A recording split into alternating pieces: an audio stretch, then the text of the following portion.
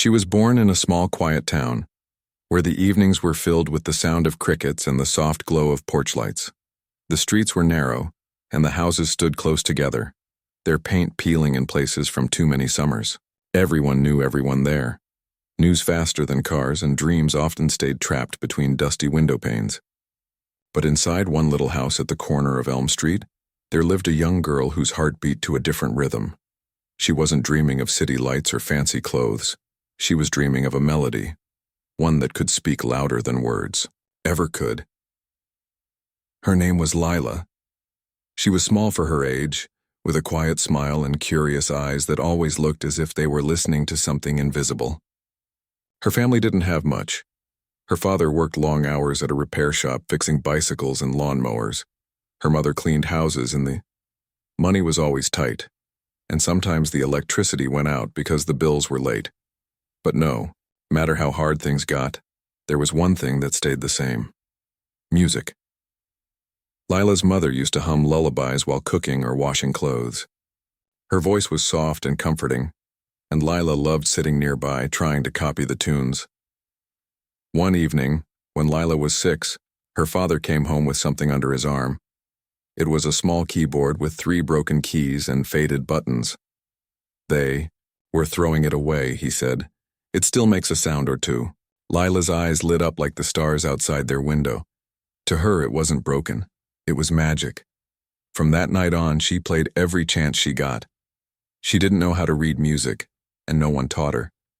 She learned by listening, pressing keys until the sounds matched what she heard in her head.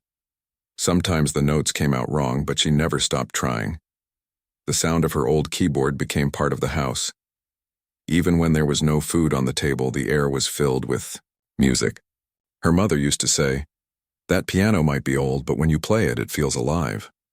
As the years passed, her love for music grew stronger. While other children spent their afternoons watching television or playing outside, Lila stayed in her room with her keyboard. They could hear her through the thin walls, the same tune over and over until it sounded right. Some laughed and said she was wasting her time. Others said she had a gift but would never get anywhere with it. But Lila didn't care. She wasn't doing it for fame or money. She played because it made her feel free. At school, she was shy. She didn't talk much and often sat alone at lunch. But whenever there was music class, her eyes would light up. The school had an old upright piano that barely stayed in tune. The music teacher, Mrs. Wilson, noticed how Lila's fingers seemed to float across the keys. One afternoon, Mrs. Wilson asked her to stay after class. "You have something special," she said gently. "But remember, not every song needs to be complicated. Sometimes a simple tune can touch more hearts." Lila nodded, but deep down she wanted to play the kind of pieces that made people feel something deep inside. She dreamed of playing on a grand piano someday with the world listening in silence. Her chance came unexpectedly. One morning, a poster appeared on the school bulletin board. Town Music Competition, ages 10-17. Lila stood staring at it for a long time. The prize wasn't money. It was a small trophy and the chance to perform at the local community hall. For most, it was just a small-town event, but to Lila, it felt like the door to another world. When she told her parents, her father smiled, tiredly. "We don't have much to spare," he said, "but if it means something to you, we'll find a way." Her mother agreed and started saving a little each week, skipping small things like tea or bread so they could pay the entry fee. Lila, every evening after finishing her homework and chores. The old keyboard made strange sounds sometimes, crackling and buzzing, but she didn't mind. She could hear the melody clearly in her mind. She decided to play a simple tune she had composed herself. It was soft and slow, a mix of sadness and hope, just like her life. The day of the competition arrived with bright sunshine and nervous faces. The community hall was filled with families, teachers, and townsfolk. It smelled of fresh paint and wooden floors. Lila wore her best dress, a light blue one her mother had sewn by hand. Her fingers felt cold, and her heart thumped loudly in her chest. When they called her name, she took a deep breath and walked to the stage. The piano looked huge, shining under the lights. For a moment, she froze, remembering her tiny keyboard at home. A judge leaned forward and said kindly, "Play something simple, dear." The word stung a little. Simple. That was the same word she had heard her whole life. But she smiled politely and began to play. The first few notes were shaky, but soon her fingers found their rhythm. The melody flowed through the hall like a quiet story. It wasn't grand or loud, it was pure and honest. The audience listened in silence, their faces softening. When she finished, there was polite applause, nothing more. Some of the older students whispered to each other and smiled smugly. One judge leaned to another and said, "Sweet, but too basic." Lila heard it clearly. Her chest tightened. She bowed quickly and walked off stage, holding back tears. Her mother met her backstage with open arms. "You did beautifully," she said softly. But Lila shook her head. "They said it was too simple," she whispered. Her mother looked at her and said, "Simple isn't bad. Simple is honest. Don't let them make you forget that." That night, Lila lay in bed staring at the ceiling. The moonlight shone through the thin curtain, and she could hear her parents whispering in the next room. She knew they were proud of her, but inside she felt small again. Maybe the judges were right. Maybe she wasn't meant for big stages or shining lights. But as she closed her eyes, she remembered the feeling she had while playing. The calm, the connection, the way her heart and hands worked as one. That feeling was too real to give up. The next morning, she sat by the window, her fingers tracing invisible notes on the glass. Her father came in quietly holding a cup of tea. "I heard you play last night," he said. "I don't know much about music, but I know what I felt. It was real." His words warmed her more than the tea ever could. "Don't play for judges," he continued. "Play for yourself. Play because it's who you are." From that day, Lila's attitude changed. She still felt the sting of failure, but she began to understand that her music didn't need anyone's approval. Every afternoon, she sat by the window, watching the sky change as she played. Her tunes became deeper, filled with emotion and truth. Sometimes they stopped to listen outside the window. Some even told her parents that her music made their evenings peaceful. One Sunday morning, she took her keyboard to the park. The grass was still wet with dew, and the air smelled fresh. She placed it on a small bench and began to play. Children stopped running. Couples on walks slowed down. Old men sitting on benches looked up from their newspapers. Her notes floated through the air like soft rain. When she finished, a small boy clapped loudly. Then others joined in. She smiled shyly and waved. That simple act changed something in her. For the first time, she felt what it was like to move people with her music. It wasn't about trophies or stages. It was about connection. That night, she sat at her keyboard again and began writing a new tune. It was different from anything she had played before. It started softly, like a whisper, then grew stronger as if it had found its voice. She didn't know it then, but that melody would later bring her to a stage far beyond her imagination. The months that followed were quiet, but full of growth. Her mother often stood at the door, listening with her eyes closed. Her father sometimes nodded his head in rhythm, even if he didn't fully understand the music. Slowly, word spread around the town about the girl who played the piano like she was telling a story. A few local shop owners invited her to play during small events. She never asked for money. She just wanted to share her sound. Everywhere she went, people told her the same thing. You play with feeling. And each time she smiled a little wider. The same who once doubted her now stopped to compliment her parents. You've raised a talented girl, they said. But what mattered most to Lila was how she felt when her fingers touched the keys. That sense of freedom, of something flowing from her heart into the world. At night, when the town went quiet, she'd sit alone by the window and look at the stars. The air was cool, and sometimes she could hear the faint echo of her own music from earlier in the day.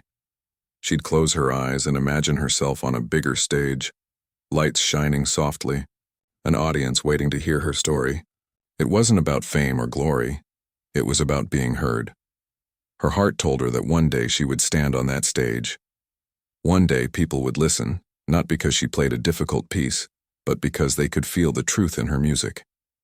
She didn't know when or how it would happen, but deep down she believed it would, and with that quiet faith she kept, her fingers dancing over the same worn keys of the old broken keyboard that started it all. Outside, the town slept peacefully, but inside that little house on Elm Street, a dream was still awake, soft, steady, and alive in every note Lila played. The months passed quietly after the town music competition. The memory of that day still stayed with Lila like a shadow she couldn't shake off. Sometimes she would sit in front of her old keyboard, her fingers hovering over the keys, but the sound wouldn't come. She remembered the polite clapping, the whispered words of the judges, and the look in their eyes that said she didn't belong among real musicians. Even though her parents tried to encourage her, there were nights when she cried silently, wondering if maybe they were right, and she was chasing a dream too big for someone like her. Father often told her that failures are only small pauses before something greater, but it didn't always help. The disappointment had carved a small space in her heart, one that made her doubt herself. Still deep down there was something inside her that refused to let go. Every time she tried to walk away from the piano, she felt empty, as if a piece of her was missing. One afternoon, while she was sitting by the window watching the clouds move lazily across the sky, her mother came into the room holding a letter. "It's from the community center," she said with a gentle smile. "They're looking for volunteers for their weekend programs. They need someone to help with the children's music class." Lila hesitated. "But I'm not a teacher," she said softly. Her mother shrugged. "You don't need to be. You just need to share what you know. Maybe it'll be good for you." After some thought, Lila agreed. On Saturday morning, she walked nervously to the community center, her small keyboard in a cloth bag. The building was old, with cracked walls and the smell of paint and chalk. Inside, a group of children sat on tiny chairs, their faces bright and eager. The instructor, a kind woman in her 50s, greeted Lila warmly and introduced her to the group. "This is Lila," she said. "She's going to help us with music today." At first, Lila felt out of place. The children were noisy and full of energy. Some banged on the small drums. Others laughed as they tried to play the xylophones. But when she started showing them how to press the keys on her keyboard and how to find simple melodies, something inside her shifted. Their excitement reminded her of how she had once felt when she first discovered music.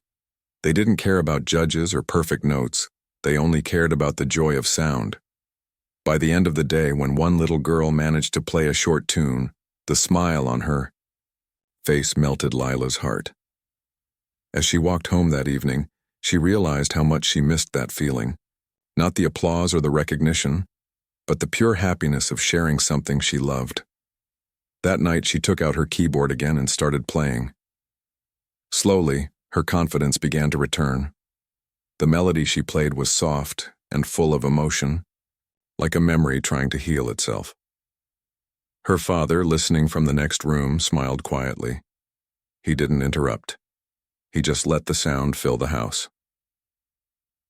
Over the next few weeks, she continued volunteering.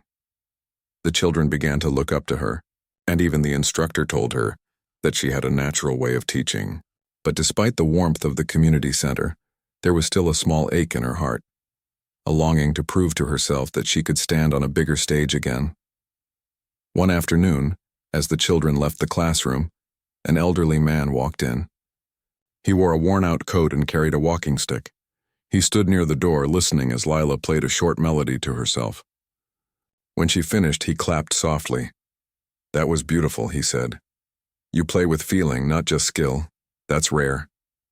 Lila blushed slightly. "Thank you," she replied. "It's just something small." The man smiled. "Small? My dear, real music doesn't come from size. It comes from truth." He introduced himself as Mr. Reynolds, a retired pianist who had once played in orchestras and taught music at a university in the city. "I moved here a few years ago after my wife passed," he said softly. I rarely play anymore, but hearing you today reminded me of why I fell in love with music in the first place. They talked for a while, and he asked about her story. When she told him about the town competition and how the judges told her to play something simple, he shook his head. That word again. Simple, he said with a faint smile. Do you know what simple really means? It means pure. It means honest. The greatest melodies in the world are simple because they come from the heart, not from the mind. Before leaving, he handed her a small card with his address on it. If you ever want to learn a few new things, he said, come visit me. I may not be a famous teacher anymore, but I still have a piano that misses being played. For the next few days, Lila thought about his offer. She was curious but also nervous. What if he realized she wasn't good enough? What if he regretted inviting her? Finally, one Saturday morning, she gathered her courage and went to his house. It was a small, cozy place at the edge of town, surrounded by tall trees. Inside, everything smelled faintly of books and old wood. In the living room stood a grand piano covered with a thin layer of dust. When she saw it, her heart skipped a beat. It was the kind of piano she had only seen in pictures. Mr. Reynolds smiled when he noticed her expression. Go ahead, he said. Play something. Her hands trembled as she sat down. She played one of her favorite tunes, the same one she had performed at the competition. When she finished, she looked up nervously, expecting him to criticize her. But instead, he nodded slowly. You have something very rare, he said. You play like someone who has lived through her notes, but you're holding yourself back. You play safely because you're afraid to make mistakes. Music doesn't live in safety. It lives in risk. Those words stayed in her mind. Over the next several weeks, she began visiting him regularly. He taught her how to read sheet music properly, how to use her hands more freely, and how to express emotion through timing and silence. A pause can speak louder than a note, he told her one afternoon. Sometimes he would play alongside her, and their music would blend together like a conversation without words. Outside those lessons, her world started to change. She began performing again at small community events. People noticed how her playing had grown deeper and more confident. Even those who once doubted her now clapped proudly. Mr. Reynolds attended every performance, sitting quietly in the back row, smiling. But the real test came one evening when he handed her a brochure for a national talent competition. It was being held in the capital city several hours away. You should apply, he said. This is your chance. Lila froze. I can't, she whispered. That's too big for me. I'll just embarrass myself. He looked at her calmly. Do you remember what I told you? Music lives in risk. You don't play to win. You play to tell your story. You owe it to yourself to try. She took the brochure home, reading every word carefully. The competition was open to young musicians, under 20. The winners would receive a scholarship and a chance to perform on national television. She could barely imagine it. Her parents encouraged her, but she could see the worry in their eyes. The travel, the expenses, it wasn't simple. Her father worked extra hours that month, and her mother started sewing clothes for neighbors to earn a little more. They told her not to worry about the money, only to focus on her music. Each night she practiced until her fingers hurt. Sometimes she felt frustrated, but she remembered Mr. Reynolds' advice, to play with honesty, not perfection. The day of the audition came at last. Lila sat on the bus, her small bag on her lap, the countryside passing by in blurs of green and gold. Mr. Reynolds sat beside her, humming softly. Nervous? He asked. She nodded. Good, he said with a smile. If you weren't nervous, it wouldn't mean enough to you. When they reached the city, everything felt overwhelming. The streets were wide, the buildings tall, and people rushed past like waves. The competition hall was enormous, filled with polished floors and shining lights. She had never seen so many instruments or people dressed so elegantly. The other contestants looked confident and professional, some talking loudly about their music schools and famous teachers. Lila felt small again, clutching her sheet music tightly. When her name was called, she took a deep breath and walked toward the stage. The grand piano gleamed under the lights. She could hear the faint echo of her footsteps as she approached it. The judges sat in a line, their expressions serious. One of them looked up and said, "Please play something simple to start, Brewer." A brief moment. Everything around her faded. The sound of whispers, the lights, even her own heartbeat. That word again. Simple. It was like a ghost from her past. She looked at the keys and remembered every moment that had brought her here. Her old keyboard, her mother's soft songs, the laughter of the children at the community center, and Mr. Reynolds's calm voice. She sat down, closed her eyes, and began to play. Not a complicated piece, but a melody she had written herself. It started slow, almost hesitant, like the beginning of a story. Then it grew, gathering strength and emotion. Every note carried a memory, a piece of her heart. She forgot about the judges. She forgot about the hall. There was only her and the music. When the final note faded, there was silence. For a few seconds, no one moved. Then softly the applause began, gentle at first, then stronger until the whole hall filled with sound. She opened her eyes and saw that one of the judges was smiling. Another gave a small nod. Mr. Reynolds stood at the back, his eyes shining with pride. That night, as they left the hall, Lila didn't care about the results. She had done what she came for. She had told her story through her music, and for the first time, she felt free again. The city lights flickered above them as they walked back to the bus stop. Mr. Reynolds turned to her and said, "You see, child? You didn't just play. You spoke." And they listened. Lila smiled softly, the cool night air brushing against her face. She realized then that music wasn't about being the best or being perfect. It was about being real. And that truth would stay with her for the rest of her life. After that night in the city, everything around Lila seemed different.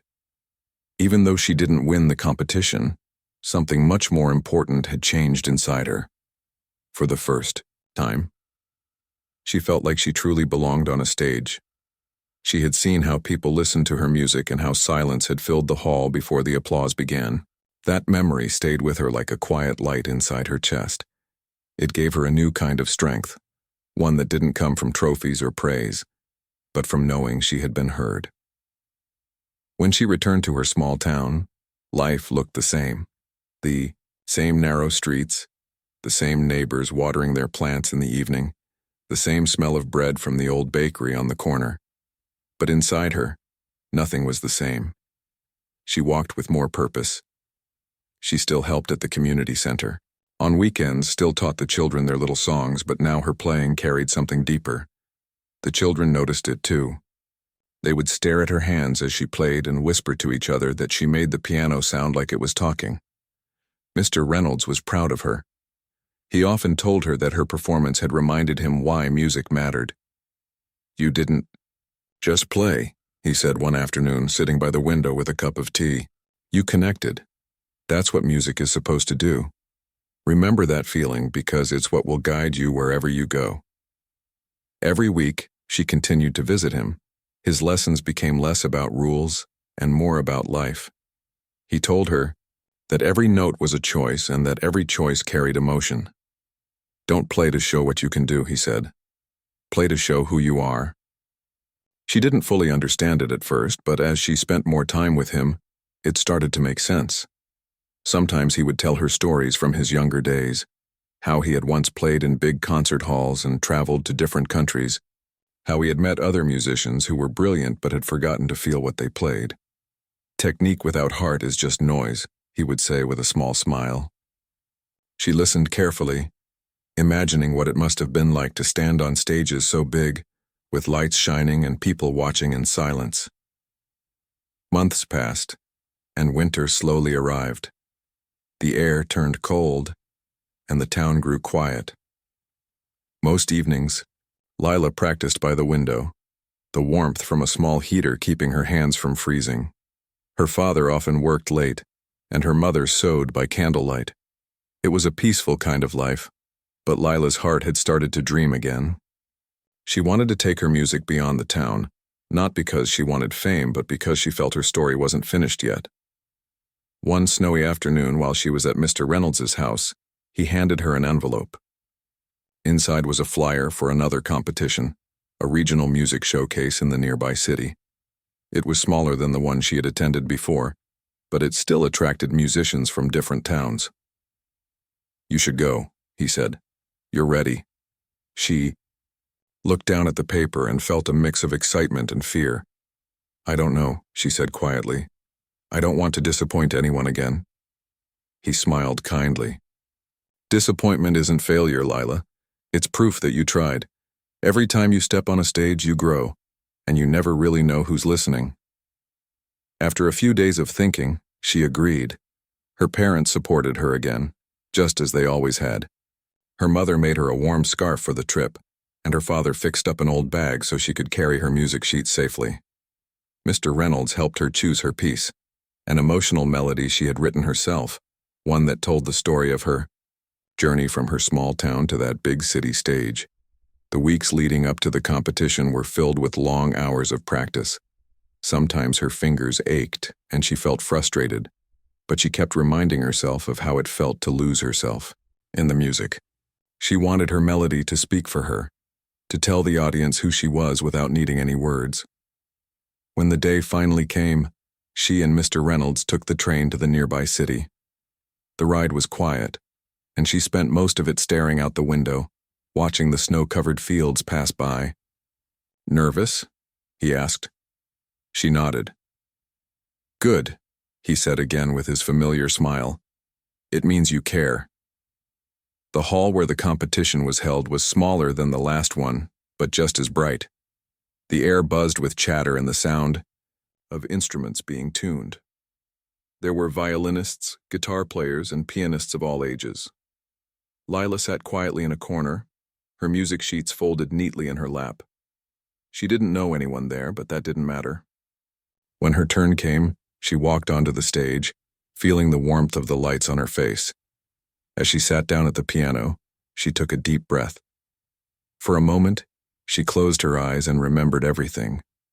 Her mother's humming, her father's tired smile, the children's laughter at the community center, and Mr. Reynolds' steady voice telling her to be brave. Then she began to play. The melody started softly, almost like a whisper. The room grew still. Each note seemed to rise and fall like a heartbeat, full of emotion and memory. As she played, she forgot about the people watching her. She wasn't performing anymore. She was simply telling her story. The music carried sadness, hope, and love all at once. It felt alive, and everyone could feel it. When the final note faded, there was silence again. Then came the applause, loud, long, and full of warmth. She looked up and saw the audience smiling, some even with tears in their eyes. She bowed slightly, her heart pounding. When she walked off stage, Mr. Reynolds was waiting for her. He didn't say anything at first, just gave her a proud nod. Later that night, when they read the results, she found out she had won second place. But she didn't feel disappointed this time. For her, it wasn't about the ranking anymore. It was about the connection she had made with the people in that room. The next morning, she and Mr. Reynolds took a slow walk through the snowy park before heading home. "You know," he said quietly, "I think you're starting to understand what music really is." She smiled softly. "It's more than notes," she said. "It's a story." He nodded. "Exactly. And you've only just begun yours." Back in town, people congratulated her. Even those who had once doubted her stopped her in the market or waved when they saw her on the street. Her parents were overjoyed, and her mother kept the newspaper clipping with her name in it inside the family photo album. But despite all the attention, Lila remained humble. She continued to teach at the community center and practice every evening. One afternoon, a letter arrived for her. It was from the organizers of a national charity concert being held in the capital. They had seen a recording of her performance from the competition and wanted to invite her to perform. Her heart skipped a beat. It felt unreal. She showed the letter to Mr. Reynolds, who smiled proudly. "You see what happens when you play with honesty? The world notices." Preparing for the concert was both exciting and terrifying. This would be her biggest performance yet. The concert was not a competition. It was a gathering of talented young musicians playing to raise funds for children's hospitals. That made it even more meaningful to her. She decided to perform her original melody again, the one that carried her heart within it. The weeks before the concert were filled with hard work. She practiced from morning to night, making sure every note carried emotion. Mr. Reynolds helped her with her posture, her timing, and even how to control her nerves. But as the day drew closer, something strange began to happen. Mr. Reynolds grew weaker. He coughed often and seemed tired. He tried to hide it, but Lila noticed. One evening when she arrived for her lesson, he was sitting in his chair, wrapped in a blanket. "You must promise me something," he said in a soft voice. "When you walk onto that stage, don't think of the crowd. Don't think of me. Just play from your heart. That's all that matters." She nodded, trying to hold back her tears. "You'll be there, right?" she asked. He smiled faintly. "In spirit, always." The night before the concert, she couldn't sleep. She kept hearing his words over and over in her mind. Early the next morning, she packed her music and took the train to the capital with her parents. The concert hall was enormous, even bigger than she had imagined. The sound of footsteps echoed through the marble floors, and the lights above shimmered like stars. When her turn came, she walked onto the stage with trembling hands. The piano stood at the center, polished and glowing under the spotlight. She took a deep breath, remembering everything that had brought her here. The simple tune she once played as a child, the broken keyboard, the laughter of the children at the community center, her parents' sacrifices, and the soft voice of her mentor who believed in her. Then she began to play. The melody flowed gently, each note carrying warmth and memory. It rose and fell like the sound of a heartbeat, like the whisper of hope. The hall was completely silent, as if the whole world was holding its breath.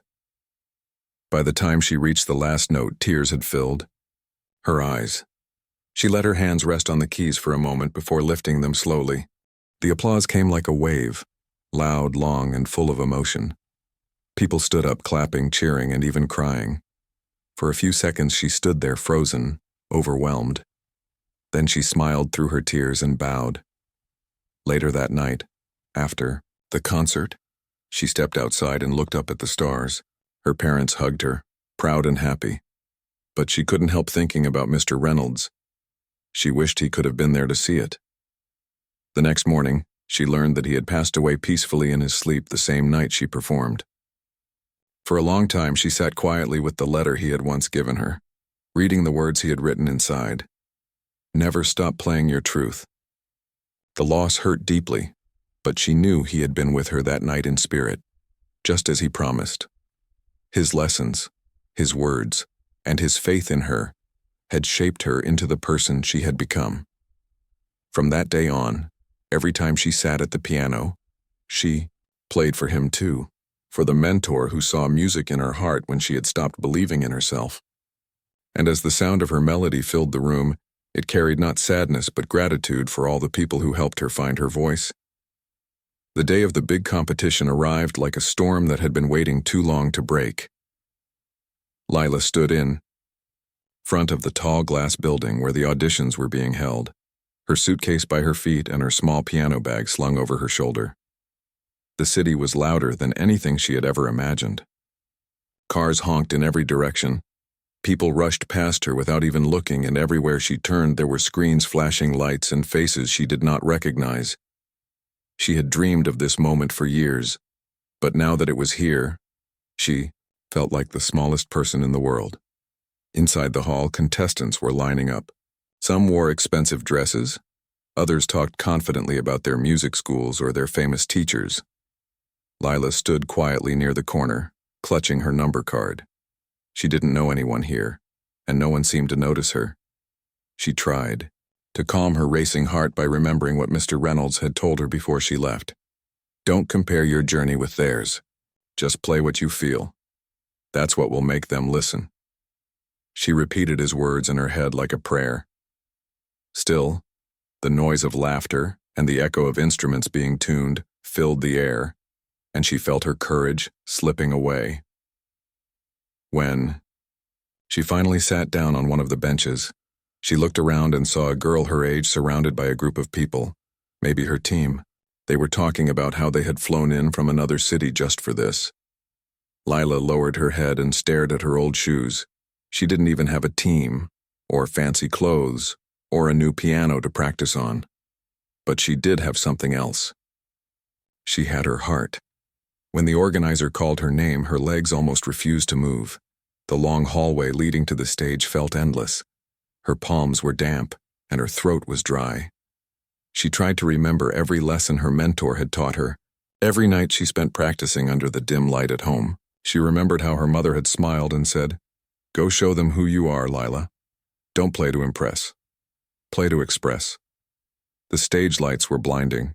The judges sat behind a long table, papers and laptops in front of them. 3 of them looked serious. One was already typing something before Lila had even started. A man in a black suit spoke into the microphone and said, "Contestant 213, you may begin when ready." But then, one of the female judges leaned forward and smiled. Not kindly, but with a tone that made Lila uneasy. "Play something simple, dear," she said. "Nothing too complicated." That one sentence hit her like a wave. Play something simple. She had heard those exact words before, years ago, when her old teacher in her small town had said she should stop dreaming big. It had made her cry then. But now, on this huge stage, in front of thousands of people and cameras, it made her hands tremble. For a few seconds, she almost forgot what she had planned to play. The hall was quiet. The audience waited. The judges were looking at her, expecting an easy tune, something plain.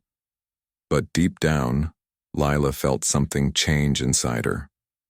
All those nights of practice, all those words of encouragement from her mother and mentor, the pain, the hope, all of it came rushing back. She looked up at the piano, touched the smooth black and white keys, and took a deep breath. Instead of the simple piece she had planned earlier, she decided to play the one she had written herself. It was a melody that told her whole story, starting, soft and uncertain like her childhood, then growing stronger, bolder, and finally exploding into something full of light and emotion. It wasn't perfect, it wasn't famous, but it was hers. When she began, the first few notes were shaky. She could feel the weight of the audience's eyes on her. Some people whispered, and one of the judges tapped a pen impatiently. But as the music grew, the sound filled the room in a way that no one expected. Her fingers started to move faster, lighter, dancing across the keys. She forgot about everything, the judges, the cameras, the crowd. She wasn't performing anymore. She was living the music. The melody carried pieces of her memories, the sound of rain hitting the roof of her small house, her mother humming in the kitchen, the laughter of her mentor as he corrected her posture, the quiet nights when she played alone and felt like the piano was her only friend. Every emotion she had ever hidden came alive through the music. As the piece built up, the entire hall began to change. The audience leaned forward, caught in the story her notes were telling. Even the judges stopped writing and looked up. The same woman who had told her to play something simple lowered her pen and stared at Lila with wide eyes. Then came the hardest part, the middle section where she had always struggled during practice. It required both hands to move in different rhythms, full of fast changes and emotional shifts. She had failed this part many times, but tonight, it felt different. She wasn't just following the notes. She was following her heart. Her hands moved smoothly, like they had always known what to do. The melody turned from gentle sadness to strong determination, then to something bright and pure. The hall echoed with every note. Lila didn't realize that tears had started rolling down her cheeks. She didn't care. She just played. By the time the final note arrived, her body was trembling. She let her hands rest on the keys for a moment, letting the sound fade into silence. For a long second, the entire hall was completely still. Not a single cough, not a whisper. She could hear her own heartbeat. She slowly lifted her head, afraid to look at the judges. Then, the silence broke. A single clap came from somewhere, in the crowd. Then another. And suddenly the hall exploded into applause. The sound was so loud it felt like the walls were shaking. People stood up. The judges exchanged looks, whispering to one another. The man who had been typing on his laptop closed it slowly, his mouth slightly open. Lila didn't move. She just sat there, breathing hard, trying to understand what had just happened. She had expected polite claps at best. Instead, the entire audience was on their feet. The same judge who had told her to play something simple was the first to stand. She clapped the loudest, her eyes shining. When the host finally walked onto the stage, he smiled in disbelief. "Ladies and gentlemen," he said, "I think we just witnessed something truly special." Lila stood up and gave a small bow. Her knees were shaking, but inside she felt calm. She knew she had done it. She hadn't just played a piece of music. She had shared her soul. Backstage, everything was chaos. Reporters were waiting, people were trying to talk to her, and producers were calling her name. She didn't know where to look or what to say. Someone handed her a bottle of water, and she sat on a chair staring at her hands. They still trembled slightly. A few moments later, one of the judges walked in. It was the same woman who had spoken to her earlier. Lila quickly stood up, unsure of what to expect. The judge smiled gently and said, "I owe you an apology. When I said to play something simple, I thought you were another beginner. But what you played tonight? It wasn't simple. It was pure. It was honest. It was one of the most beautiful performances I've seen in years." Lila didn't know what to say. She just nodded, her throat tight with emotion. Later that evening, as she walked outside into the cool night air, she could still hear faint applause echoing in her ears. The city lights sparkled around her, and for the first time, they didn't feel overwhelming. They felt alive, like they were dancing with her. She looked up at the sky and whispered softly, "Thank you, Mr. Reynolds." Her phone buzzed with messages. Her mother had been watching from home on the live stream. The message read, "You made me cry. I'm so proud of you." Lila smiled through tears. When she got back to her small hotel room that night, she placed her fingers on the edge of the table, pretending it was her old keyboard. She replayed the melody in her mind again and again. She could still feel the warmth of the spotlight, the rush of emotion, the silence before the applause. It didn't feel real. The next morning, when she checked her phone again, she saw dozens of notifications. People had shared clips of her performance online. Some called her the girl who played her heart out. Others said her music felt like a story without words. She scrolled through the comments in disbelief. People from different countries were talking about how her song reminded them of their own struggles and dreams. She never expected her simple melody to reach so far. She closed her eyes, remembering how frightened she had been before stepping on stage. Now she realized that fear had been part of what made the performance real. Every mistake, every moment of doubt, it all became part of the music. That day, she met with the show's producers. They told her she had advanced to the final round. But Lila wasn't thinking about winning anymore. She just wanted to keep playing, to keep telling stories through her piano. When she called her mentor to share the news, his voice was full of pride. "I told you the world needed to hear your melody," he said softly. That night, as she sat by the window watching the city lights, she smiled to herself. She knew this was just the beginning. The girl who once played on a broken keyboard in a small room had made her sound reach thousands of hearts. And it all started because she refused to play something simple. The next performance would be even bigger, with cameras, interviews, and famous guests. But no matter how large the stage became, Lila promised herself one thing, that she would always play from the same place she had started, her heart. The days that followed her performance felt like a dream she didn't want to wake up from. Everything changed so fast. One morning, Lila woke up to hundreds of messages on her phone, her social media filled with people sharing clips of her performance. Strangers were sending her kind words, telling her how her music had made them cry, how it reminded them of hope they had lost. Even people from other countries were writing to her, saying they didn't understand the language, but they felt her heart through her melody. Lila sat on her small bed, holding her phone in her hand, and for a while she just stared at it. She couldn't believe all those words were meant for her, the same girl who once practiced on an old broken keyboard in a little town where no one believed she would ever make it anywhere. Now people were calling her the girl who made the world listen. It felt unreal. Her mentor called her that morning. His voice was calm but full of pride. "You did it," he said softly. "I told you the world needed to hear your melody. You didn't just play notes. You told your story." That's what they felt. Lila smiled and held the phone close. "I was so nervous," she admitted. "When they told me to play something simple, I almost lost my courage, but then I remembered what you said." He chuckled gently. "That's because you didn't play to please them. You played to speak. Music that speaks never gets ignored." She thanked him again and again, her heart full. After the call, she went to the window and looked out at the bright city. It didn't feel so scary anymore. The same streets that once seemed so big and strange now looked like a place where she belonged. A few days later, she was called for an interview. A popular morning show wanted to talk about her performance. When she arrived at the studio, the hosts greeted her warmly.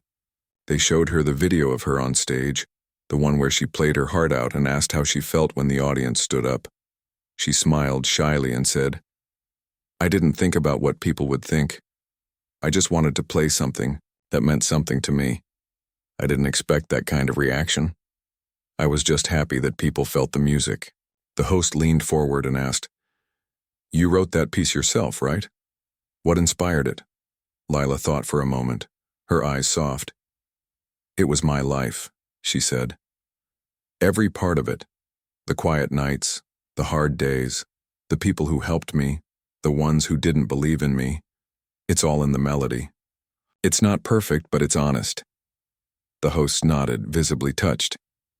The show ended with one of them saying, "You've reminded us that real music isn't about perfection. It's about emotion." After that day, things began to change, even more. Her name appeared in newspapers. Music teachers from different places started inviting her to visit their schools. People wanted to know more about the girl with the old piano and the big heart. But through all the attention and excitement, Lila stayed the same. She still practiced every day. She still called her mother every night. And she still whispered a quiet thank you to her mentor before she touched the keys.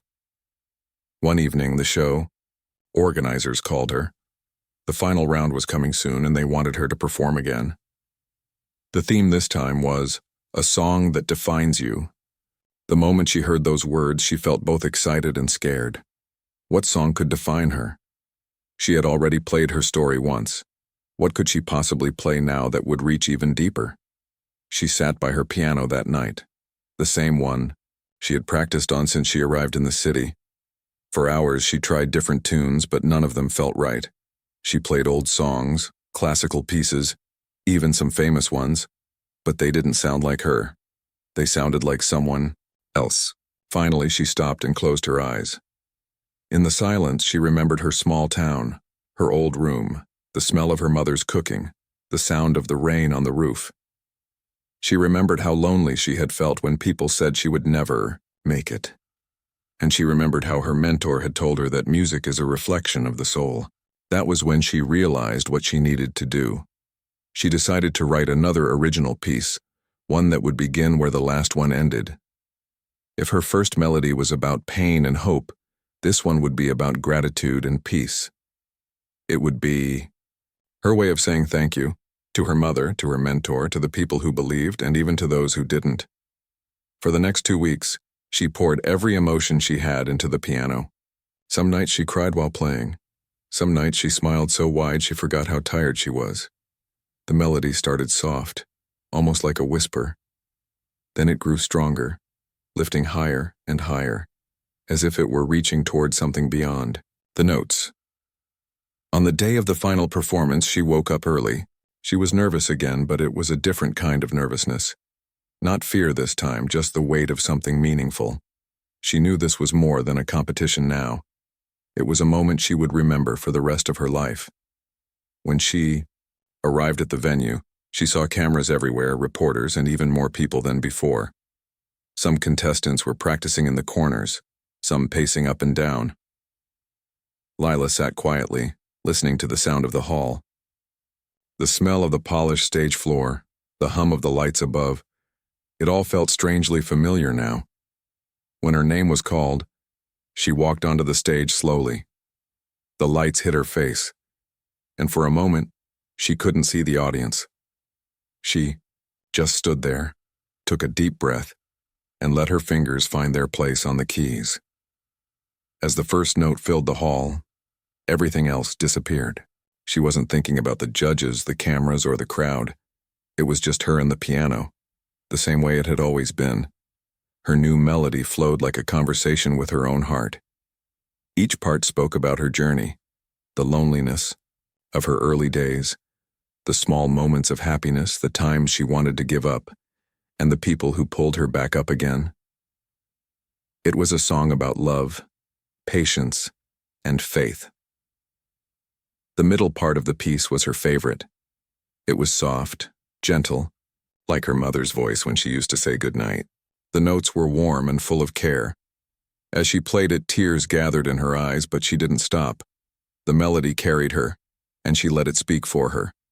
Then came the ending, strong, powerful, and bright. It felt like sunlight breaking through clouds. It was the sound of freedom, of finally believing that she belonged. When she hit the final note, the room was so silent that she could hear the faint echo fade away like a sigh. For a few seconds, there was nothing. Then once again, the crowd stood up. The applause came like thunder, louder than before. People were crying, cheering, clapping nonstop. One of the judges stood and placed a hand over his heart.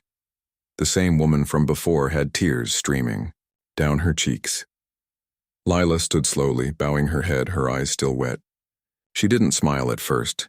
She just breathed, trying to take in the sound of hundreds of hands clapping for her. Then slowly she smiled. A small, peaceful smile. Backstage, the other contestants came to hug her. They told her she deserved it, that what she played touched their hearts. One of them said, "You didn't just win the stage tonight, you reminded all of us why we started playing music in the first place." When the results were announced later, it was no surprise that she had won.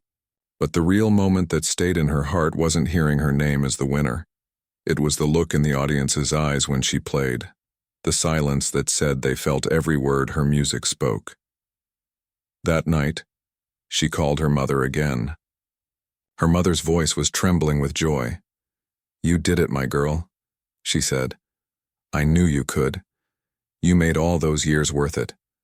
Lila laughed softly. "I couldn't have done it without you, Mom. You always believed in me when no one else did." Her mother replied, "You believe too. That's why the world believes now." After the call, Lila sat alone in her room. The trophy sat on the table, shining in the soft light. But she didn't look at it much. Instead, she looked at her piano. She touched the keys and played the same final note again, quietly this time. It wasn't for the cameras, or the crowd, or even her own pride. It was just for herself. In that moment, she felt peace, a deep kind of peace she had never known before. She realized that the music she played that night wasn't just hers anymore. It belonged to everyone who heard it, to everyone who had ever been told they weren't good enough, to every dreamer who thought their small beginnings didn't matter. And as she sat there in that quiet room, with the sound of her melody fading softly into the night, she smiled again and whispered, "This is only the beginning." The morning after the competition felt quiet, almost too quiet for Lila. The city was still buzzing about her performance. Newspapers were printing her photo, and videos of her on stage had spread everywhere. But in her small hotel room, everything was still. She sat by the window, the sunlight warming her face, and for the first time in a long while she didn't feel nervous or unsure. She just felt thankful. She thought about how far she had come, from the small town where her neighbors thought her dreams were silly, from the nights when she played on a broken keyboard and pretended she was on a big stage. Now she had really stood on that stage. She had really played. She had made people cry, smile, and feel something real. It was everything she had ever wanted. But deep down, she knew that winning the competition wasn't the end. It was only the beginning. She wanted to keep playing, keep sharing her music with others, especially with people who had stories like hers, those who dreamed big even when the world told them not to.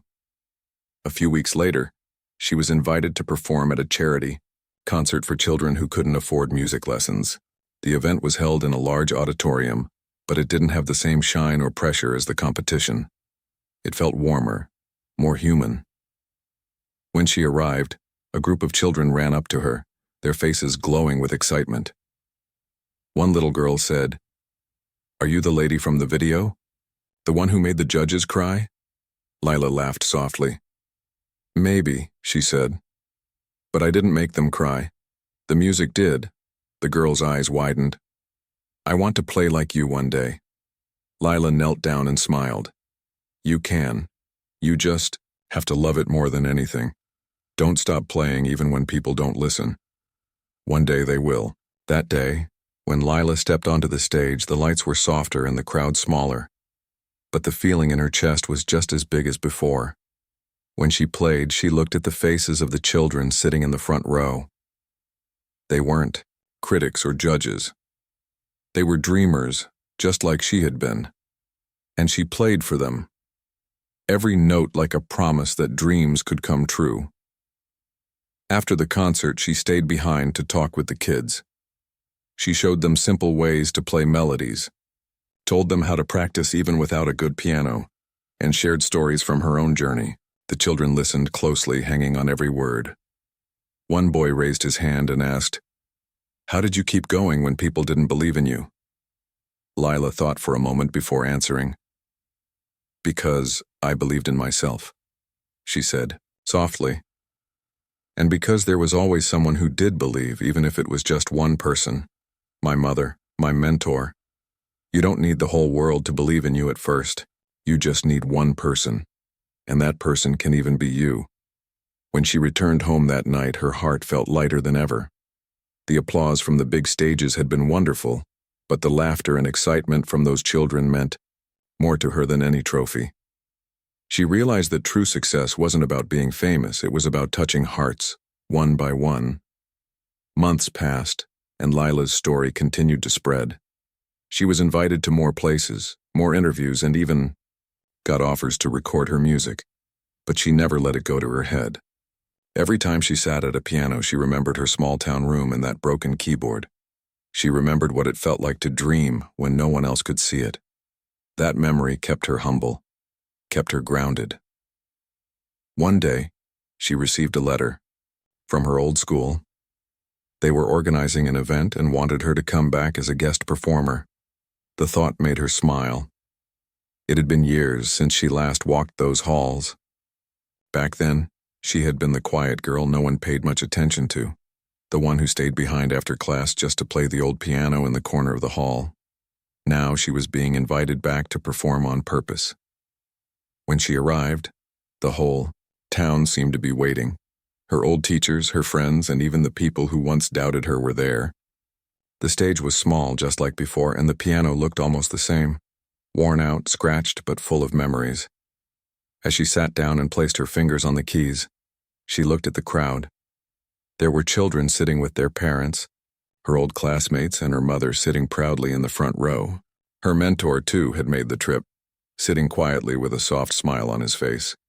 She took a deep breath and began to play the same simple tune she had once played at her very first small-town competition. The one that the judges had called too easy. But this time, it wasn't just a simple tune. She played it with all the experience and emotion she had gathered over the years. The notes carried warmth, love, and gratitude. The melody was still simple, but now it sounded like home. As she played, she felt tears roll down her cheeks. But they weren't sad tears. They were full of peace. She looked at her mother, who was smiling through her own tears, and at her mentor, who nodded proudly. When the final note faded, the crowd rose to their feet, clapping and cheering. Afterward, a few people came to her, apologizing for ever doubting her.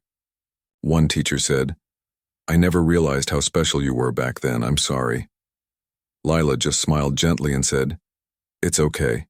If everyone had believed in me from the start, I might not have learned to believe in myself." That night, after everyone left, she stayed behind in the empty hall.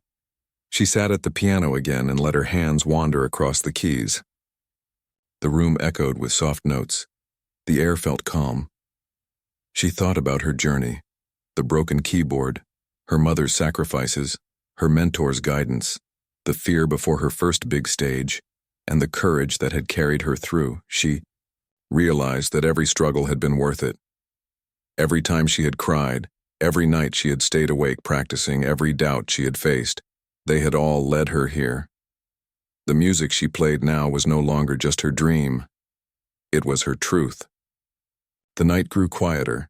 Her mentor walked in. He didn't say anything at first, just listened to her play. When she stopped, he smiled and said softly, "You've grown. The music isn't just in your hands anymore. It's in your soul." She looked up at him with gratitude.